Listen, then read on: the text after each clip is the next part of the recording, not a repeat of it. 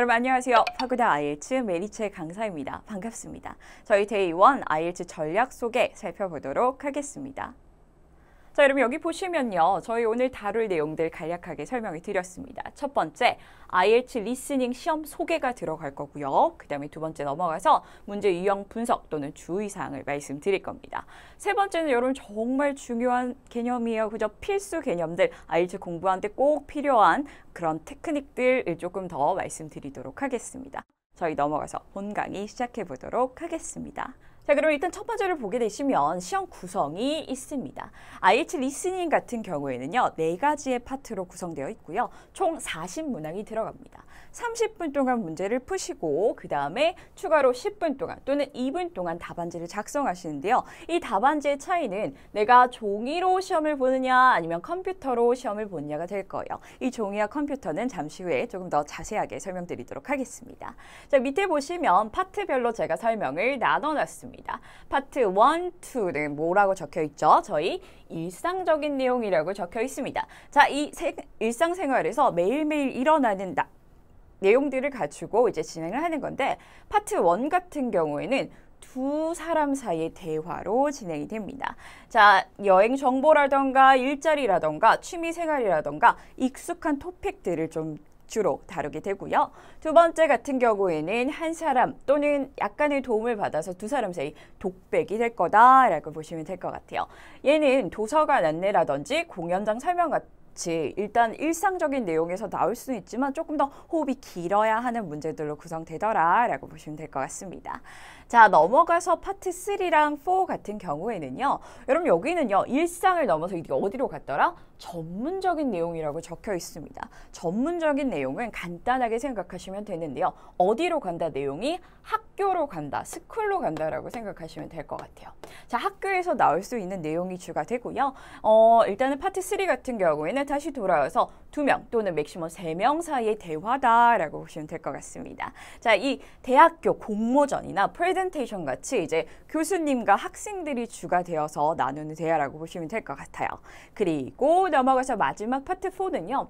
전문적인 내용을 다루는 1인의 독백인데요. 우리 전문적으로 한 명이 혼자서 대학교에서 독백을 하는 걸 흔히 뭐라고 하죠, 여러분? 저희는 그런 걸 가지고 대학 강의라고 부릅니다. 자, 말 그대로 교수님이 한 토픽에 관해서 설명해 주시는 게 쭉 해서 7분여 동안 진행이 되더라라고 해서 보시면 될 것 같아요. 자, 이렇게 해서 진행이 되고, 여러분 여기서 딱 하나 기억하실 거는 IELTS는 파트가 넘어가면 넘어갈수록 문제가 어려워집니다. 그러나 우리에게 단 하나의 희소식은 뭐냐면 난이도랑 상관없이 모든 문제는 반드시 몇 점이다? 한 개당 1점이라는 점이에요. 자, 요거 꼭 한번 기억해 주세요, 여러분. 저희의 목표는 여러분 모든 문제를 다 맞추자가 아니에요. 딱 여러분들이 필요한 점수만큼의 개수를 맞추는 게 저희 목표가 될 겁니다. 자, 넘어가서요. 아까 말씀드렸던 종이와 그 다음에 컴퓨터의 차이를 조금 더 설명을 드릴 건데요. 자, IELTS는 페이퍼 베이스의 테스트와 컴퓨터 딜리버드 테스트 두 가지로 나눠지고 있습니다. 페이퍼 같은 경우는 당연히 여러분 저희 뭘로 쓰는 거예요? 손글씨로 하나하나 작성을 해야겠죠? 자, 그렇기 때문에 얘 같은 경우에는 10분 정도의 넉넉한 시간을 추가로 답안지를 작성하라고 줍니다. 자, 그런데 컴퓨터 같은 경우에는 저희 이제 타이핑이나 아니면 클릭으로 진행을 하거든요. 자, 그러니까 이미 다 적어놓은 거니까 사실은 다시 한번 체크할 시간만 잠깐 필요한 거예요. 그래서 몇 분이 주어지더라? 2분만 주어지더라 라고 보시면 돼요. 자, 이 컴퓨터랑 페이퍼 다른 차이는 크게 없습니다. 자, 그런데 여기요. 순서에서는 약간 차이가 날 수가 있어요. 페이퍼 같은 경우에는 라이팅, 리딩, 그리고 나서 세 번째로 들어오는 게 뭐더라? 리스닝 테스트가 될 거예요. 자, 그런데 컴퓨터 같은 경우에는요. 들어가자마자 풀어야 하는 문제가 뭐더라? 리스닝이더라 라고까지만 확인해 주시고요. 그리고 그렇기 때문에 시험 시간도 살짝 바뀌는데요. 페이퍼 같은 경우에는 11시 반에서 그쵸? 12시 10분까지 진행이 되고요. 컴퓨터 같은 경우에는 오전, 오후로 나뉘어서 만약에 내가 오전 시험을 보는 사람이다 라고 하실 때는 9시 10분에서 9시 50분까지 나는 오후에 들어가는데요 쌤이라고 하시면 1시 10분에서 그 다음에 뭐 1시 50분까지 진행을 하더라까지만 확인해 주세요. 넘어가서요. 여러분 채점 기준입니다. 5.5, 6.5 목표로 하시기에 저랑 지금 같이 공부를 하실 텐데요. 그럼 나 40개 중에서 몇 개를 맞춰야 하느냐를 확인해 보셔야 할 거예요. 자, 일단은 내가 6.5점이 쌤 궁극적인 목표예요 라고 하신다면 26개에서 29개 정도를 맞춰주셔야 합니다. 저희 26개에서 29개라고 하지만 지금 딱 정해볼까요? 27개라는 여러분들 목표가 딱 있으셔야 돼요. 자, 그 다음에 넘어가서요. 선생님 저는 6.5점까지는 필요 없습니다. 6.0이면 충분해요 라고 하면 여러분 또 뭐예요? 23개에서 25개까지면 충분한데요. 이럴 때는 우리 몇 개를 하나를 더 더해서 24개를 여러분들의 궁극적인 목표 점수로, 목표 개수로 정해주시면 될 것 같습니다. 5.5예요? 그럼 너무너무 편해져. 이때는 여러분 딱 과반수만 맞추면 되세요. 18개라고 하지만 조금 더 안정적이게 20개까지 체크해 주시는 걸로 보시면 될 것 같습니다. 괜찮으시겠죠? 넘어갑니다. 출제 문제 유형입니다. 여러분 저희 그 IELTS 리스닝이 어떤 유형들로 구성되어 있는가를 조금 설명드리는데요. IELTS는 크게 4가지로 나뉘고 있습니다. completion, 우리 흔히 뭐라고 불리우는 빈칸 채우기라는 유형들이 있어요. 자, 그리고 두 번째로 넘어가면 멀티플 초이스, 우리 6년, 12년 동안 학교 다니면서 익숙하시죠? 객관식 문제로 구성되어 있습니다. 세 번째로 넘어가면요. 매칭이라고 불리우는 정보를 연결하는 문제 유형이 들어갈 거고요. 맨 마지막에는 맵이랑 다이어그램이라고 적혀 있는데 지도와 그림들로 구성된 문제들이 좀 있을 겁니다. 자, 그래서 이렇게 크게는 4가지 종류, 많게는 옆에 보시다시피 11가지 종류로 나눠지게 되는데요. 여러분 여기 보시면 얘가 가장 많지 않습니까? 종류가 그만큼이나 출제 빈도가 굉장히 높은 문제 유형에 해당한다라고 체크해 주시고요. 멀티플도 많이 나오지만 그죠? 여기 매칭의 별표 한번 해주시는데요. 매칭이 여러분들이 가장 앞으로 고생할 문제 유형이다라고 일단은 생각해 주시면 될 것 같아요. 맵 같은 경우에는 다이어그램 같은 경우에는 자주 나오지는 않지만 나온다면 내가 반드시 점수를 가져가야 하는 문제 유형이다라고 체크해 주세요. 자, 그럼 이제 넘어가서 컴플리션부터 조금 더 천천히 설명드리도록 하겠습니다. 자, 컴플리션요, 여러분 빈칸 채우기 유형이에요. 이렇게 보시면 이렇게 문제를 한번 보시겠어요? 여기 문제의 특이한 점이 뭐예요? 문제 중간에 뿅뿅뿅뿅뿅 이렇게 해서 빈칸이 띄어져 있다는 점이에요. 자, 요 문제를 봤을 때 여기에서 어떤 게 가장 중요한가? 이 문제를 봤을 때 어떻게 접근을 해야 할까라는 것들을 저희 이제 앞으로 배우게 될 거예요. 자, 그 다음에 두 번째로 넘어갑니다. 멀티플 초이스예요. 여러분 얘는요, 물론 출제 빈도도 굉장히 높지만 여기서 좀 중요한 거는 얘가 우리가 읽어야 할 게 가장 많은 유형이라는 거예요. 눈도 바쁘고 체크해야 할 내용도 굉장히 많은 유형인데 이런 건 또 어떻게 접근해야 하는지 저희 또 수업을 통해서 다뤄보도록 하겠습니다. 자, 그리고 세 번째로 넘어가서요. 매칭이에요. 아까 말씀드렸다시피 여러분 뭐요? 얘는 별표를 해놓고 아 나는 앞으로 얘 때문에 고생을 할 거다 라고 생각을 하시고요. 얘 같은 경우에는 이렇게 해서 리스트가 주어집니다. 그죠? 우리가 확인해야 하는 리스트와 그 다음에 해당하는 이제 단어들이 주어지고요. 퀘스천에 따라서 어떤 것과 연결이 매칭이 되는가 연결이 되는가를 확인하시는 문제 유형이다 라고 보시면 될 것 같아요. 자, 마지막으로 맵, 그림, 지도 유형입니다. 저희는 이 16권 강의를 통해서 이 맵을 2번을 보게 될 건데요. 여러분 여기 보시면 그림 보이시나요? 그림 보이고 음원이 나올 거예요. 그리고 여기 보시는 커피룸이나 웨어하우스나 이런 장소들이 있을 건데요. 이런 장소들이 어디에 위치하는지를 빠르게 캐치하셔야 할 겁니다. 요 맵 유형은 자주 나오지는 않지만 나온다면 우리가 점수를 꼭 가져가야 하는 부분이다. 기억해 주시면 좋을 것 같아요. 자, 넘어가서요. 주의사항입니다. 자, 주의사항인데요. 여러분, 이 IELTS가 어디에서 만든 시험이게요? 케임브리지 IELTS 여러분 들어보셨나요? 케임브리지 어디에 있는 거예요? 영국에서 만든 거죠. 자, 그래서 영국, 호주, 뉴질랜드 약간 연영방 국가들과 영국의 발음들이 많이 들어가 있는 시험이고요. 물론 그렇다고 해서 미국의 발음이 들어가지 않은 건 아니에요. 자, 모든 전 세계 가끔씩 일본과 스페인 그죠? 스페인 사람들이 하는 영어식 악센트도 여러 가지 골고루 들어가 있습니다. 자, 그런데 우리가 여기서 꼭 기억해야 할 거는 사실은 R과 T의 발음이에요. 이게 굉장히 중요해요. 왜 그러느냐? 우리는 초중고를 거치면서 항상 무슨, 그쵸? 발음에 익숙해져 왔었죠? 미국식 발음에 익숙해져 왔었어요. 미국식 발음에는 특징이 두 가지가 있는데 첫 번째, R 발음을 반드시 굴려야 한다는 거예요. R 하고 굴려야 하고요. 그 다음에 T 발음은 거의 내지 않습니다. 자, 그래서 제가 미국식으로 이렇게 단어를 읽게 된다면 이런 식으로 읽겠죠. 같이 한번 볼까요? Garden, 그쵸? Purple, Turtle, Cater 이런 식으로 발음이 될 거예요. T 발음은 안 나면서 R 발음 부각되는 발음들이 보통 뭐가 될 거다? 미국식 발음이 될 거라는 거예요. 자, 그런데 이 문제가 영국에서 만든 것만큼이나 어떤 게 훨씬 더 많이 쓰인다라는 거예요? 영국식 발음이 많이 쓰인다라는 거죠. 자, 영국식 발음의 특징은요, 여러분. R이 묵음이요. R이 들리지 않습니다. 중간에 들어가 있는 R은 들리지 않아요. 그리고 T는 항상 강조되어서 들리게 돼요. 자, 그러면 저랑 같이 한번 읽어볼까요? 같이 한번 읽어볼게요. R자 발음 내는 거 아니에요? 같이 한번 읽어볼게요. Garden. 한 번 더 시작.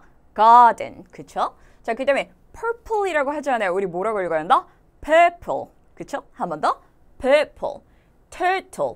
Cater. 그쵸? T 발음은 꼭 넣어서 cater라는 발음이 나고요. 얘도 마찬가지로 litter, water라는 발음이 날 거예요. 이 하는 발음에 익숙해지셔야 하고 T자 발음이 난다라는 거 기억해 주시면 좋을 것 같습니다. 자, 여러분 넘어가서요. paraphrase. 자, 리스닝에서 배워야 하는 필수 개념입니다. 저는요, IELTS 리스닝 수업을 하면서 이 얘기를 주구장창 할 거예요. paraphrase 하셔야 돼요, 여러분. 이 단어는 paraphrase 된 단어입니다. 라고 말씀드릴 건데 도대체 그 paraphrase가 무엇이냐는 거예요. 자, paraphrase란 문장의 재구성입니다. 자, 이제 문장을 다 바꾸는 거예요. 자, 문장의 재구성을 간단하게 설명드리자면 의미만 남겨놓고 모든 걸 다 바꾸는 겁니다. 이 모든 거에는 뭐도 들어가냐면 당연히 뭐도 들어가요? 문법의 구조도 들어가고 주어도 바뀔 거고요. 그 다음에 단어도 너무나 쉽게 바뀔 겁니다. 그죠? 이 모든 게 다 바뀐다라는 거예요. 예를 들어서 이렇게 들어가는 거죠. All people like apple and 하고 이렇게 빈칸이 나온다고 칠게요. 자, 모든 사람들은 사과와 무엇을 좋아합니다. 라고 얘기를 하는 거죠. 자, 이거를 제가 살짝 paraphrase를 한다면 all people이라는 단어가 뭘로 바뀔 수 있다? everyone, 모든 사람들이라는 단어로 바뀔 수 있다는 거예요. 그리고 everyone loves eating apples and 이라고 바뀔 수 있다는 거죠. like라는 단어가 뭐다? loves라는 단어로 들어갔고 eating이라는 단어는 심지어 새로 생겼습니다. 그렇죠? 아유, 쌤 그래도 제가 everyone loves eating apples and 이라고 한다면 이 정도는 알아들을 수 있어요 라고 하실 수 있을 것 같아요. 자, 그런데 더 심각한 문제는 여기서 나오죠. No one hates having apples and 이라고 합니다. 여러분, everyone에서 all people이 뭐가 어디까지 바뀌게 된다? No one, 그 누구도 라고 해요. 좋아한다에서 뭘로 바뀌어요? 싫어한다라는 단어로 바뀌게 됩니다. 그 누구도 싫어하지 않습니다. 무엇을? 사과와 무엇을 먹는 것을, 가지는 것을 이라고까지 바뀌게 돼요. 자, 여러분, 요것만 봤을 때는 우리 all people하고 everyone에서도 원이 바로바로 연결이 되느냐? 사실 그렇지 않습니다. 그쵸? like랑 loves 비슷하긴 하지만 일치하지 않아요. 자, 게다가 hate는 완전 다른 단어 아닙니까? 이런 것들이 사람들이 좀 어려워하는 부분이에요. 자, 이 모든 게 다 바뀌는 와중에 그런데 우리에게 약간의 희망을 주는 단어가 뭐였다? 애플이라는 단어였죠. 자, 여러분 여기 보시면요. 이 애플이라는 단어는 전혀 변하지 않습니다. 이 모든 것들이 바뀌는 와중에 절대적으로 변하지 않을 만한 단어를 우리는 앞으로 뭐라고 부를 거다? 키워드라고 부르게 될 거예요. 자, 이 키워드는요, 여러분. 우리가 앞으로 이제 들을 때 모든 게 다 바뀔 때 얘를 가지고 힌트를 잡으시는 거예요. 오케이? 나 얘가 들리면 이제 답이 나올 거야. 그래, 얘 옆에는 답이 있을 거야 라고 생각을 하시는 거죠. 키워드엔 특징이 있는데요. 같이 확인해 볼게요. 첫 번째, 변함이 된다 안 된다? 안 돼요, 여러분. 애플이 다 바뀌어버리면 어떻게 잡겠어요? 자, 그래서 불변해야 한다 라고 보시면 될 거고요. 변하더라도 유추 가능한 범위 내에서 변할 만한 단어들을 찾아야 한다라는 거예요. 그게 이런 거죠. like에서 love수로 바뀌었지만 나는 그래도 이 정도는 유추할 수 있어 라고 보시는 겁니다. 자, 그리고 세 번째는 여러분 unique라고 적어놨는데 독특해야 돼요. 이게 오만 때만 나오는 단어가 아니라 딱 이 줄에서만, 이 문장에서만 나와야 한다는 확신이 있어야 합니다. 이것도 같이 살펴볼 거고요. 그래서 이제 나올 수 있는 예시가 이런 거예요. 고유명사라고 적어드렸죠. 여러분 고유명사는 이런 것들이죠. 이름이에요, 이름. 저 같은 경우에는 Mary라고 부르죠. 자, Mary라던가 우리 파고다라던가 이런 단어들은 바뀔 수 있다, 없다? 없습니다. 고유의 이름이기 때문에 바뀔 수 없기 때문에 이런 단어들을 키워드를 콕콕 잡아줄 거예요. 자, 두 번째는 숫자예요, 여러분. 숫자라고 하면 제가 여기에다가 살짝 적어볼 건데 1972년 혹은 2021년 같은 이런 숫자가 있겠죠. 숫자 바뀐다, 안 바뀐다? 아마 안 바뀐다라고 말씀을 하셨을 텐데요. 아니요, 여러분. 숫자 바뀝니다. 어떻게 바뀔 수 있느냐? 자, 1972년이요. 여러분 몇 세기죠? 우리 1972년이면 20세기 아니에요? 그죠? 이건 뭐 그쵸? 숫자 개념이니까 어렵지 않았을 거예요. 그리고 넘어가서 2021년은 몇 세기다? 21세기가 될 거예요. 이 정도까지는 여러분 바뀌더라도 우리 뭐가 가능해야 한다는 거죠? 유추가 가능해야 한다는 거예요. 자, 그리고 여기서 끝나느냐? 아니에요, 여러분. 이 위에다 살짝 적어볼 건데 어떻게 해도 당연히 글자로도 바뀔 수 있다는 점이에요. 이렇게 해도 적을 수 있겠죠? 20th.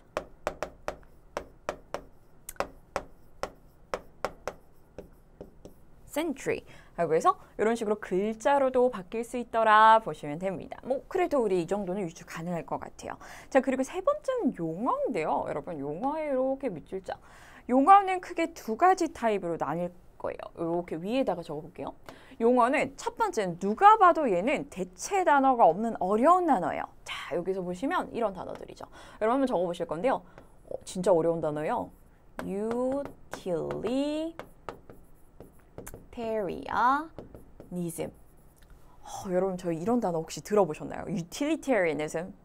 몰라도 괜찮아요. 여러분 utilitarianism 우리 평생 잘 들어볼 일 없는 단어이긴 해요. 이게 뭐냐? 공리주의예요, 여러분. 공리주의를 아는 게 중요한 게 아니라 얘가 절대로 바뀌지 않게 생긴 어려운 단어다 정도까지만 인지하면 되시는 거예요. 그죠? 왜? 얘는 안 바뀔 거다라는 확신을 어디에서 가지고 오냐면 ism으로 끝나잖아요. 뭐뭐주의, 절대 변하지 않는 그런 단어 중에 하나죠. 자, 그리고 두 번째는 간단하지만 얘도 참 바뀌기가 어려워요 하는 단어들을 체크해 주시는 거죠. 예를 들어서 이런 거예요, 여러분. 풍선, 여러분 풍선 뭐라고 하죠? 볼룬이라고 하지 않습니까? 자, 이렇게 해서 적어주는 거예요, 볼룬이요. 자, 왜 볼룬을 굳이 잡았느냐? 여러분 저희 볼룬, 풍선, 또 다른 말로 뭐라고 할 수 있을까요? 공기를 불어넣은 그런 단어 없지 않습니까? 자, 이렇게 간단하더라도 대체할 수 없는 단어들을 우리 뭐라고 해서 용어라고 해서 키워드로 잡아주셔야 합니다. 자, 여러분 사실은요, 이 내용, 이 한 페이지의 내용이 저희 16권 전체를 통해서 가장 강조할 내용이 될 거예요. 그래서 키워드라는 거, 우리 실질적으로 이제 이 강을 시작하기 전에 이 부분은 반드시 숙지하시고 오시기 바랍니다. 괜찮으시겠죠? 자, IELTS 리스닝 이제 랩업 해보도록 하겠습니다. 자, 첫 번째, 여러분 저희 뭐부터 시작해야 돼요? 나의 목표 점수를 정하셔야 돼요. 선생님 저는 5.5가 필요합니다. 6.0이요, 6.5이요. 자, 각각의 목표 점수에 따라 맞춰야 할 개수가 다르기 때문에 여러분 꼭 그거 유념해 주시고요. 두 번째 넘어가서요. A씨의 답은 최대한 무엇을 하는 것이다? 유추하는 것이다 라는 거 기억해 주셔야 돼요. 그렇기 때문에 우리 반드시 필요한 것이 무엇이다? 키워드 잡는 게 필요하다라는 거예요. 자, 그리고 넘어가서요. A씨의 기본 단어를 외워야 한다라고 말씀을 드리는데 여러분 저희 지금 이 교재 말고도 제가 추가로 드린 딕테이션 스크립트와 그 다음에 단어가 있을 겁니다. 매 수업 시작 전에 그 수업 시차에 해당하는 단어를 꼭 외워오셔야 돼요.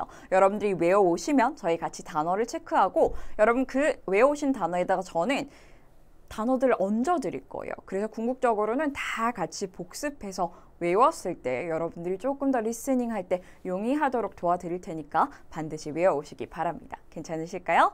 네, 여러분 저희 그러면 1강 여기에서 좀 마쳐보도록 하겠습니다. 수고 많으셨습니다.